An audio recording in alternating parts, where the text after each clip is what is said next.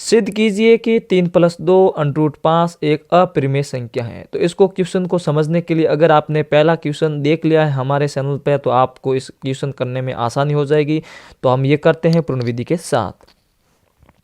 तो हम सबसे पहले कि मानते हैं कि ये एक अपरिमेय संख्या लिखा हो तो हम मानते हैं कि ये परिमेय संख्या है। तो उस प्रकार से मान के चलते हैं तो ये आता है, क्वेश्चन नहीं आता है इसका आंसर। तो देखते हैं, जैसे हमने माना है कि 3+2=5 एक परिमेय संख्या है, परिमेय संख्या, ठीक है। अब हम लिखते हैं 3+2√5 बराबर, अब हम इनको a/b के रूप में एक संख्या लिखते हैं, जहां जैसे हम लिखते हैं भाई जहां a और b सभाज्य है, ठीक है।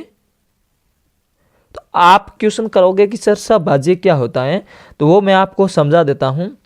सभाज्य वो होती है संख्या जो मातो और सावर्तक केवल संख्या उसी से ही डिवाइड होती है, उसके अंदर जाती है। तो अब मैं इसको एक वापस लिख रहा हूँ 3+2√5, ठीक है।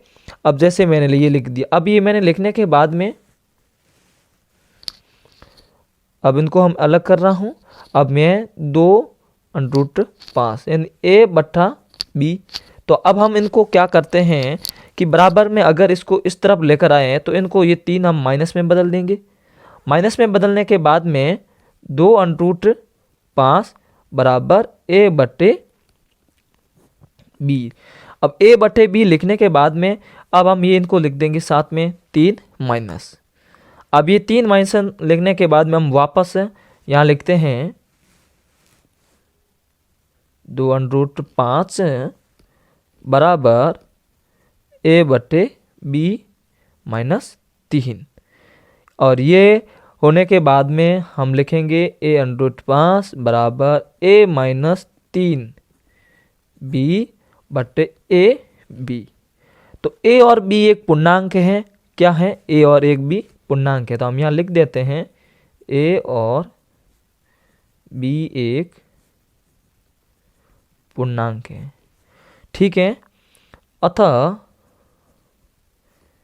a3 यानी a3b/2b भी एक क्या है, परिमेय है, क्या है, परिमेय है।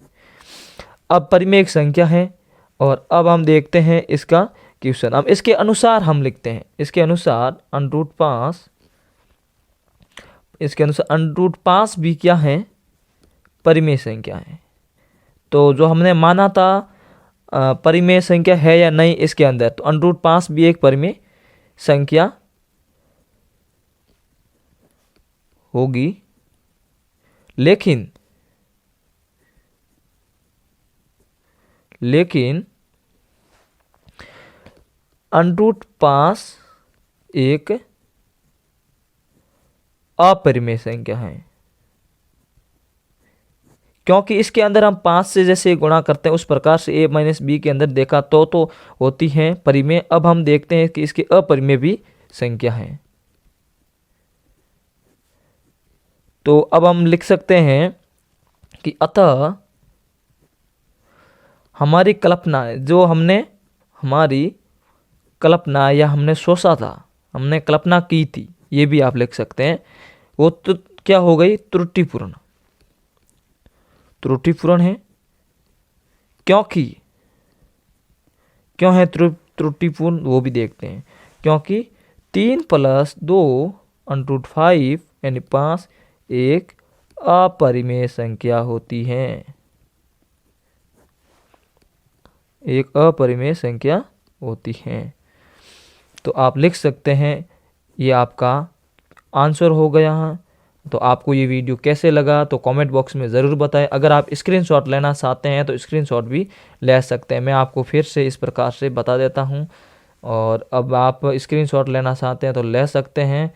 और अगर हमारे चैनल पे पहली बार आए हैं तो चैनल को सब्सक्राइब करें, लाइक करें, शेयर करें और बेल आइकन वाली घंटी को प्रेस, ताकि सबसे पहले मिल सके वीडियो आपको। तो मिलते हैं अगले वीडियो के साथ।